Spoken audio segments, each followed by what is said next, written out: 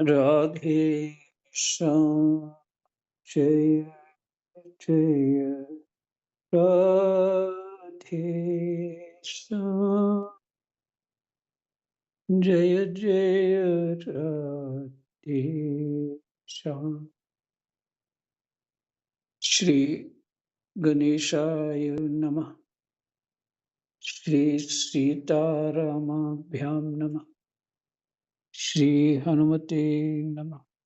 श्री उमापते नमः। श्री गुरुवे नमः। सब संतन की जय जय।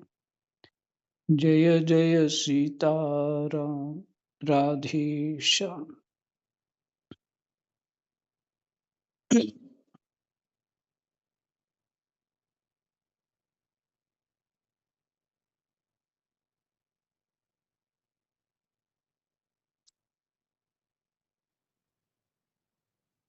श्रीमद् भागवत महापुराण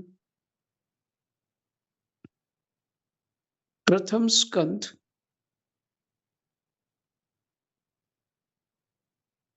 11वां अध्याय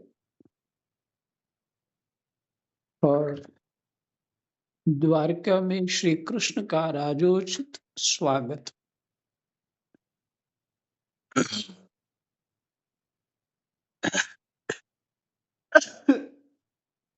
शौनक जी जिस समय भगवान राजमार्ग से जा रहे थे, उस समय द्वारिका की कुल कामनियां भगवान के दर्शन को ही परमानंद मानकर अपनी अपनी अटारियों पर चढ़ गई।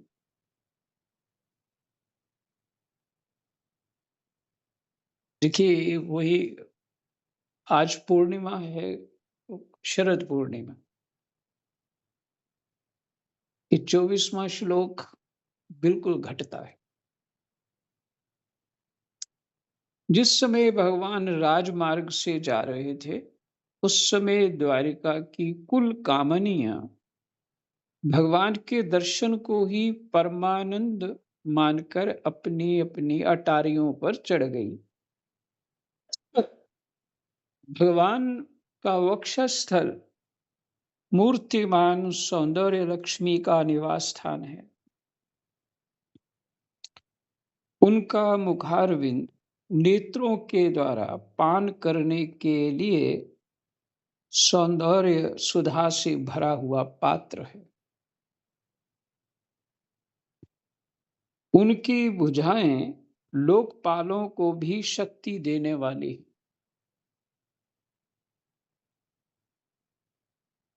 उनके चरण कमल भक्त परमहंसों के आश्रय हैं।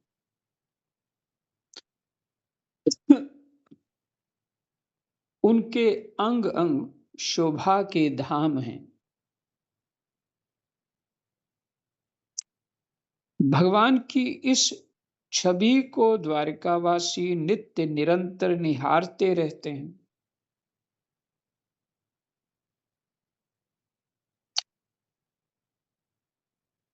फिर भी उनकी आंखें एक क्षण के लिए भी तृप्त नहीं होती।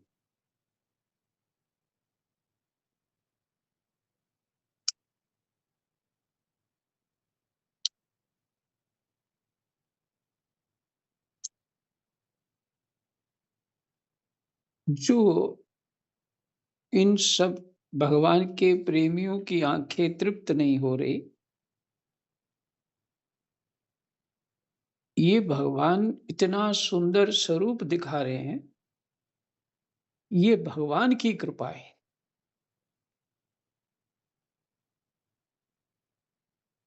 कृपा कैसी कि चित्त जो है, मेरे भक्तों का चित्त जो है मेरे में ही लगा रहे।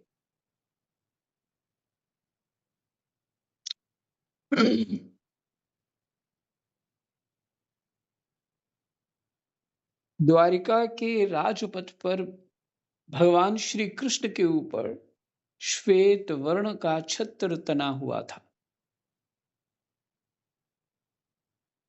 श्वेत चंवर डुलाए जा रहे थे। चारों ओर से पुष्पों की वर्षा हो रही थी। वे पीताम्बर और वनमाला धारण किए हुए थे। इस समय वे ऐसे शोभायमान हुए, मानो श्याम मेघ एक ही साथ सूर्य, चंद्रमा, इंद्रधनुष और बिजली से शोभायमान हो।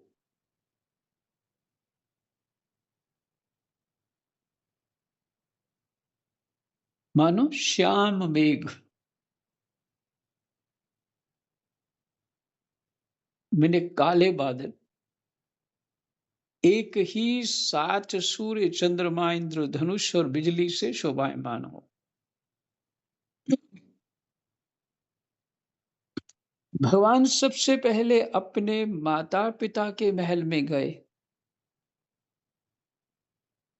ये नीति, प्रीति, धर्म, कर्म भगवान की कथाओं से ही प्राप्त होता है।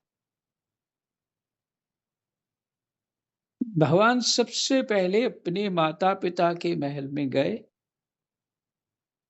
वहां उन्होंने बड़े आनंद से देवकी आदि सातों माताओं को चरणों पर सिर रखकर प्रणाम किया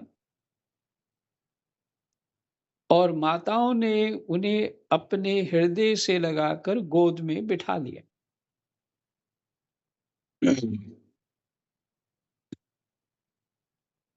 स्नेह के कारण उनके स्तनों से दूध की धारा बहने लगी।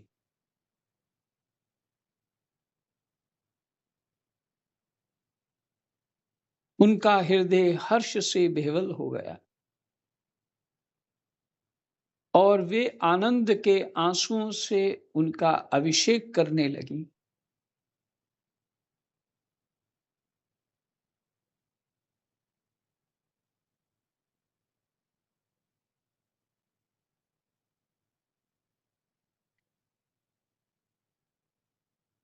यहाँ पे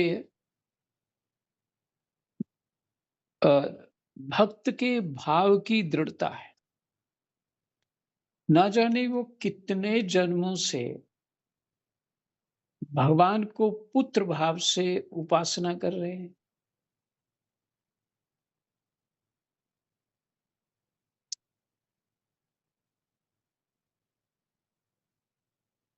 इतना स्नेह उमड़ आया। अब तो भगवान बहुत बड़े हैं, मैंने अवस्था में।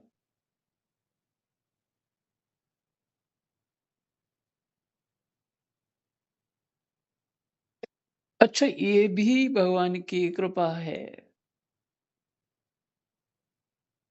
जीव को ऐसा दृढ़ भाव देने वाले भी वही हैं।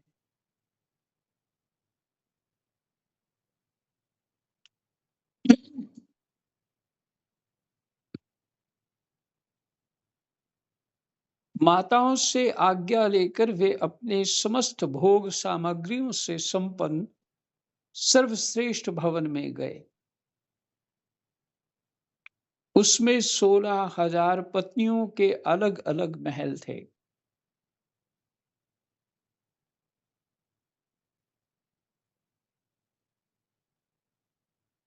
अपने प्राणनाथ भगवान श्री कृष्ण को बहुत दिनों बाहर रहने के बाद घर आया देखकर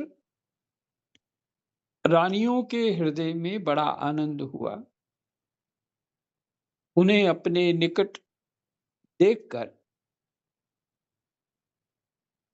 वे एकाएक ध्यान छोड़कर उठ खड़ी हुई।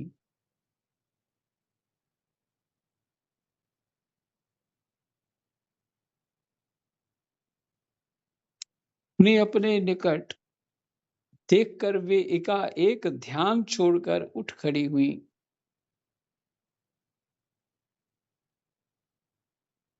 अच्छा, तो वो भगवान का ध्यान कर रही थी।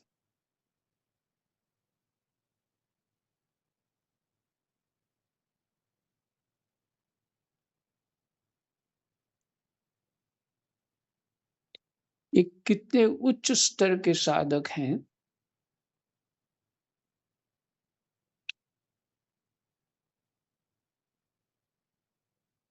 उन्होंने केवल आसन को ही नहीं, बल्कि उन नियमों को भी त्याग दिया जिन्हें उन्होंने पति के प्रवासी होने पर ग्रहण किया था। महाभारत और दूसरे पुराणों में भी ऐसे नियम पहले स्त्रियां धारण करती थी जो पति के प्रवासी होने पर पति अन्यत्र कहीं चला जाए तो वो किन नियमों से अपने घर में रहती थी।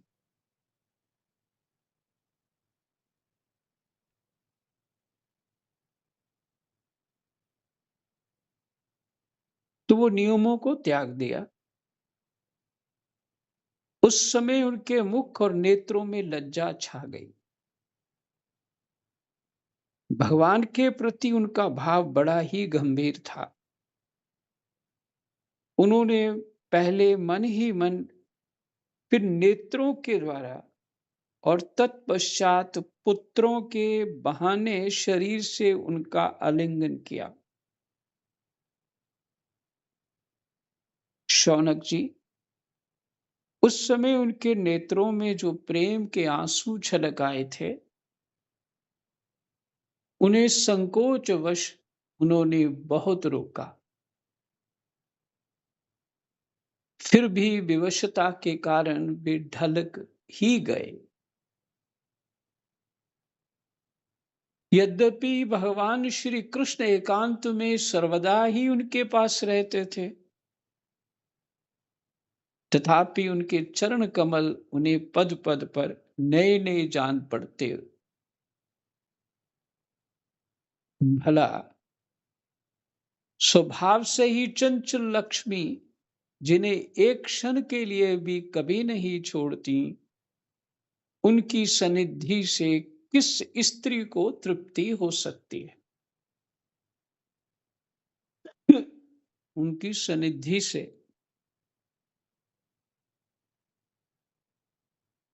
किस स्त्री को तृप्ति हो सकती है।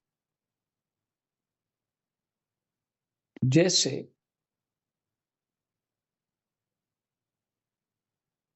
वायु बांसों के संघर्ष से दावानल पैदा करके उन्हें जला देता है, वैसे ही पृथ्वी के भारभूत और शक्तिशाली राजाओं में परस्पर फूट डालकर बिना शस्त्र ग्रहण किए ही भगवान श्री कृष्ण ने उन्हें कई अक्षोणी सेना सहित एक दूसरे से मरवा डाला। और उसके बाद आप भी उपराम हो गए। साक्षात परमेश्वर ही अपनी लीला से इस मनुष्य लोक में अवतीर्ण हुए थे और सहस्त्रों रमणीय रत्नों में रहकर उन्होंने साधारण मनुष्य की तरह क्रीड़ा की।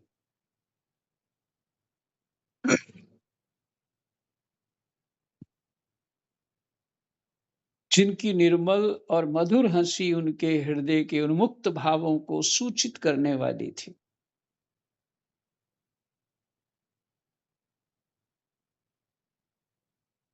जिनकी लजीली चितवन की चोट से वे शुद्ध होकर विश्व विजयी कामदेव ने भी अपने धनुष का परित्याग कर दिया था। वे कमनीय कामनिया अपने काम विलासों से जिनके मन में तनिक भी क्षोभ नहीं पैदा कर सकी, उन असंग भगवान श्री कृष्ण को संसार के लोग अपने ही समान कर्म करते देखकर आसक्त मनुष्य समझते हैं।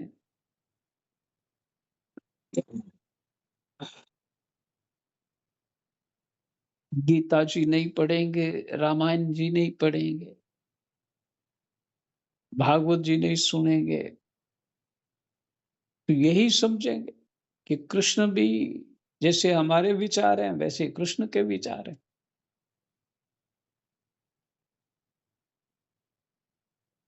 और अपनी बुद्धि के अनुसार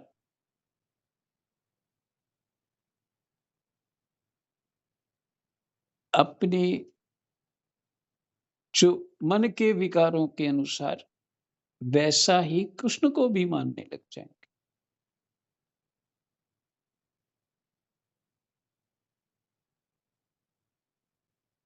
फिर से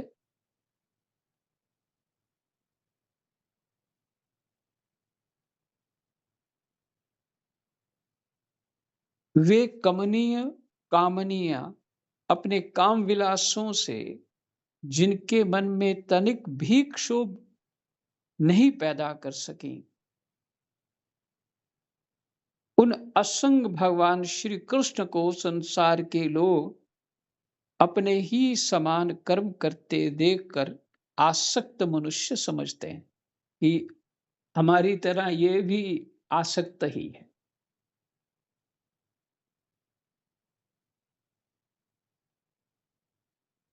यह उनकी मूर्खता है।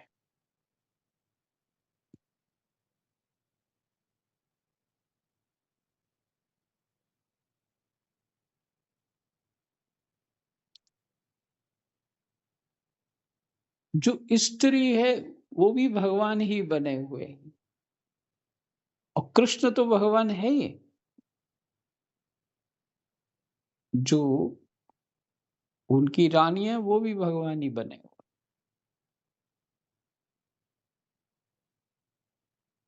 भक्त को भगवान सर्वस्व दे देते हैं। जिसके चित्त में जो होता है वो वही रूप होता है। इस सिद्धांत से भी उचित है कि भगवान स्वरूप है वो। जो राम को भजे तही राम रूप जान। तो वहां ऐसी जो अलौकिक स्थिति है उसमें साधारण जीव कल्पना भी नहीं कर सकते।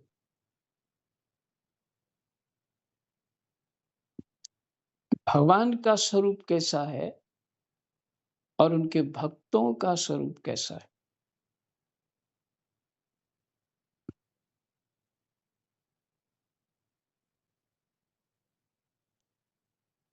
इसलिए यह उनकी मूर्खता है। यही तो भगवान की भगवत्ता है कि वे प्रकृति में स्थित होकर भी उसके गुणों से कभी लिप्त नहीं होते। प्रकृति में स्थित होकर भी उनके गुणों से कभी लिप्त नहीं होते और भगवान की शरणागत बुद्धि अपने में रहने वाले प्राकृत गुणों से लिप्त नहीं होते। फिर से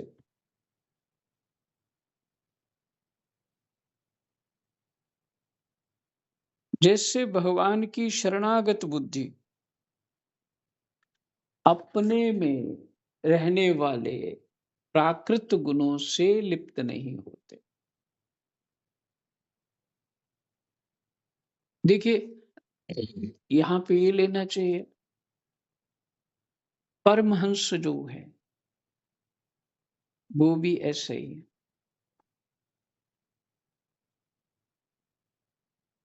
वो प्रकृति में स्थित हुए भी प्रकृति के गुणों से लिप्त नहीं।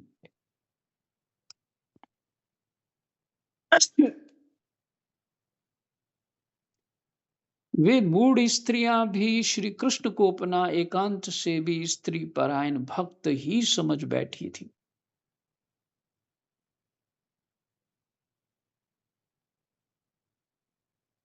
क्योंकि वे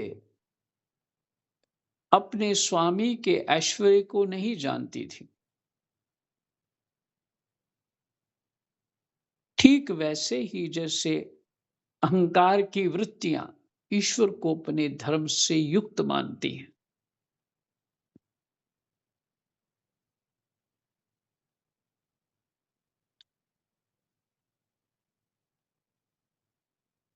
भगवान उस प्रकृति के अधीन नहीं है पर जीव तो उस प्रकृति के अधीन है।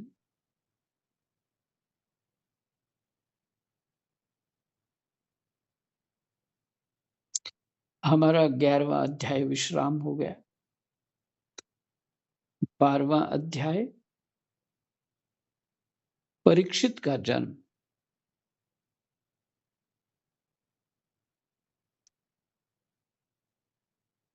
इससे पहले जो गोस्वामी जी का पद है,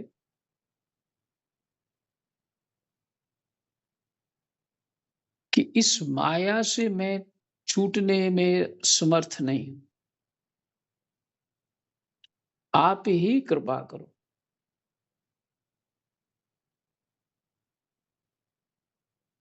और भगवान भी ऐसे ही कृपा कर रहे हैं इन रानियों पे।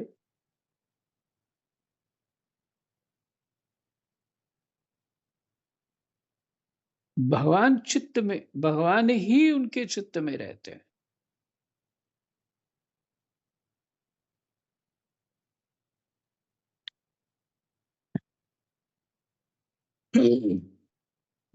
यही तो भजन साधन है।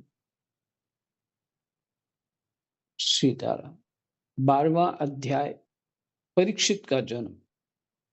शौनक जी ने कहा, अश्वत्थामा ने जो अत्यंत तेजस्वी ब्रह्मास्त्र चलाया था, उससे उत्तरा का गर्भ नष्ट हो गया था।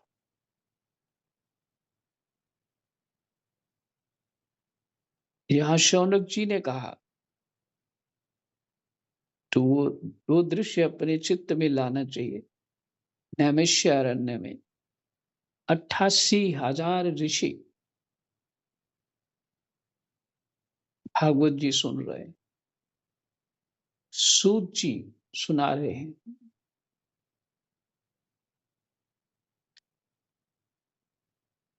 शौनक जी ने कहा, ये मुख्य श्रोता, कथा में एक मुख्य श्रोता होते हैं। शौनक जी मुख्य श्रोता हैं। अश्वत्थामा ने जो अत्यंत तेजस्वी ब्रह्मास्त्र चलाया था, उससे उत्तरा का गर्भ नष्ट हो गया था। परंतु भगवान ने उसे पुनः जीवित कर दिया। उस गर्भ से पैदा हुए महाज्ञानी महात्मा परीक्षित के, जिन्हें सुखदेव जी ने ज्ञानोपदेश दिया था, जन्म कर्म मृत्यु और उसके बाद जो गति उन्हें प्राप्त हुई, वह सब यदि आप ठीक समझे तो कहें, हम लोग बड़ी श्रद्धा के साथ सुनना चाहते हैं।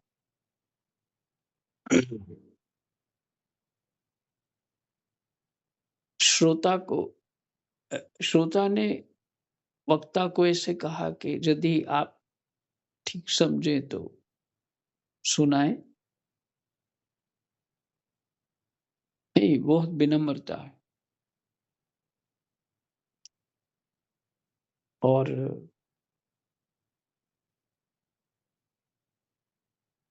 कि हमारे योग्य सुनने के, हम उस कथा को सुनने योग्य हैं कि नहीं है। ऐसे बहुत सारे प्रसंग हैं। कई राजाओं ने प्रश्न किए तो ऋषियों ने उत्तर नहीं दिए, और फिर किसी ऐसी अवस्था में उनको वो उत्तर दिया तो उन्होंने पूछा, पहले क्यों नहीं दिया? तो उन्होंने कहा, तुम्हारी स्थिति ही नहीं थी, केवल प्रश्न था, तुम्हारी वो स्थिति नहीं थी उत्तर समझने की, इसलिए नहीं दिया उत्तर।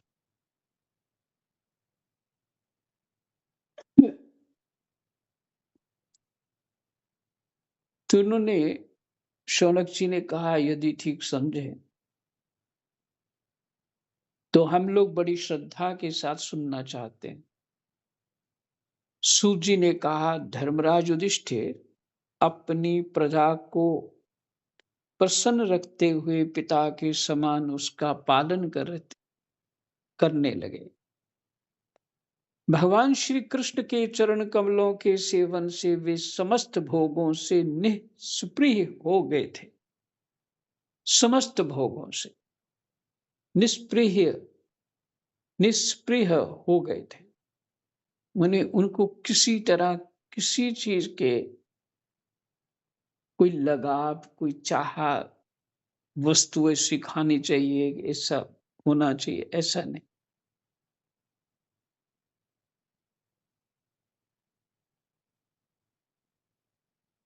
कारण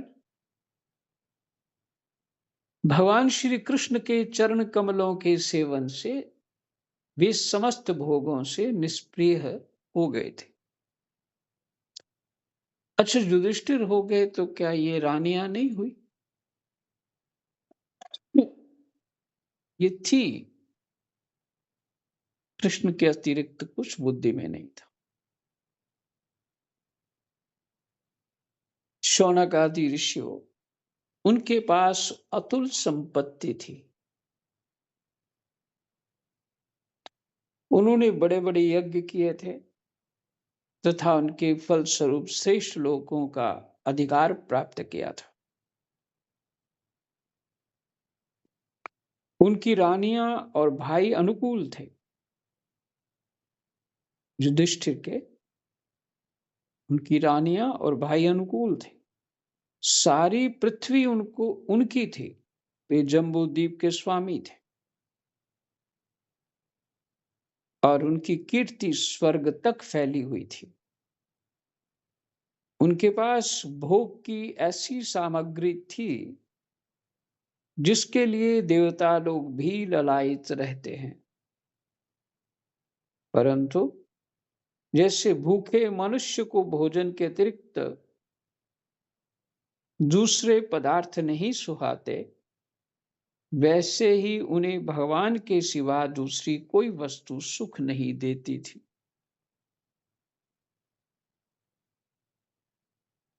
शौनक जी, उत्तरा के गर्भ में स्थित वह वीर शिशु परीक्षित जब अश्वत्थामा के ब्रह्मास्त्र के तेज से जलने लगा, तब उसने देखा कि उसकी आंखों के सामने एक ज्योतिर्मय पुरुष है।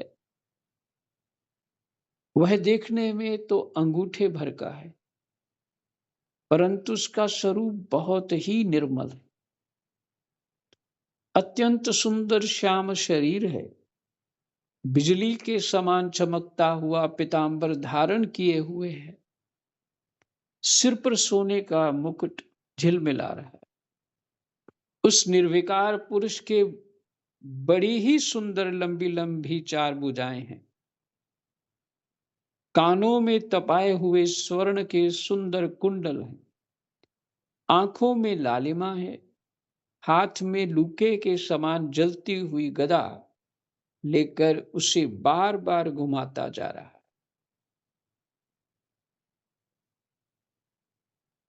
मैंने वो लूके के समान जलती हुई, जैसे मिसाल होती है तो घुमाओ तो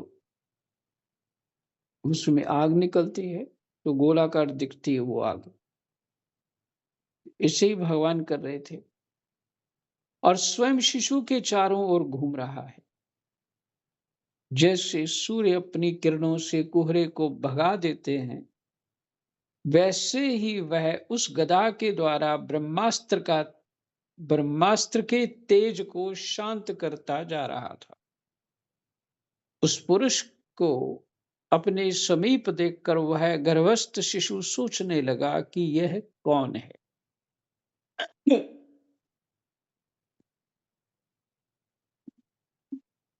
कहते हैं कि गर्भ में 100 जन्मों की स्मृति आ जाती है और वहां बुद्धि निर्मल होती है।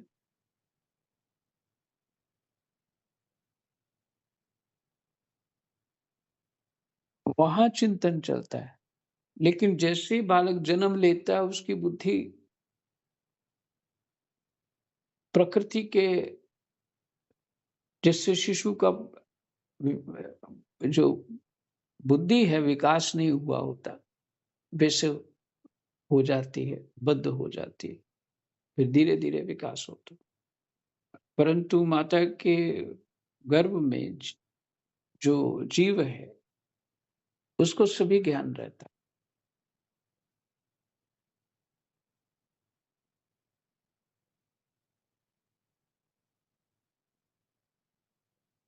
उस पुरुष को अपने समीप देखकर वह गर्भस्थ शिशु सोचने लगा कि ये कौन है।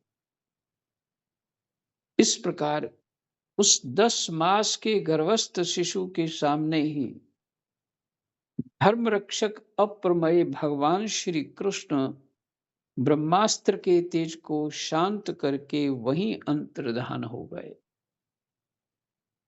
यही विश्राम करते। 11 श्लोक 12वां अध्याय।